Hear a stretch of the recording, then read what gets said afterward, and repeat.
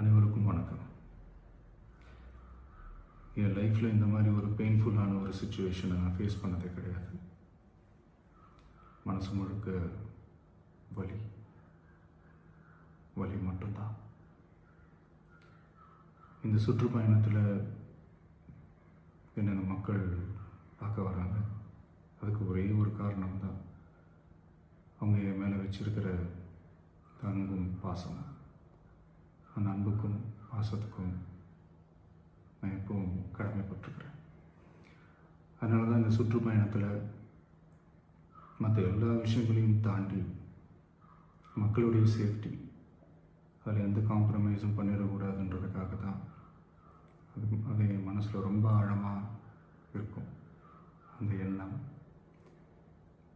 அதனால தான் இந்த அரசியல் காரணங்கள் எல்லாத்தையும் தவிர்த்துட்டு ஒதுக்கி வச்சுட்டு மக்களுடைய சேஃப்டி மட்டும் மைண்டில் வச்சுக்கிட்டு அதுக்கான இடங்களை சூஸ் பண்ணுறது, அதுக்கான இடங்களை பார்த்து பர்மிஷன் கேட்குறது, போலீஸ் டிபார்ட்மெண்ட்டில் அதை ரிக்வெஸ்ட் பண்ணி கேட்போம்.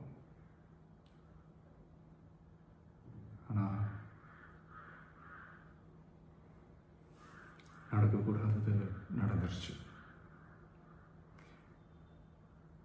ஆனால் மனுஷன் தானே. அந்த நேரத்தில் அத்தனை பேர் பாதிக்கப்பட்டு இருக்கும்போது எப்படி அந்த ஊரை விட்டுட்டு என்னால் கிளம்பி வர முடியும்?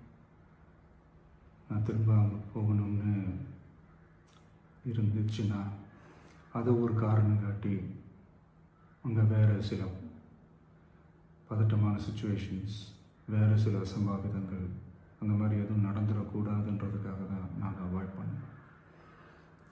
இந்த நேரத்தில் சொந்தங்களை இழந்து தவிக்கிற அத்தனை குடும்பங்களுக்கும் என்னுடைய ஆழ்ந்த இரங்கலை தெரிவிச்சுக்கிறேன். எனக்கு தெரியும், என்ன சொன்னாலும் இது ஈடே ஆகாதுன்னு எனக்கு தெரியும்.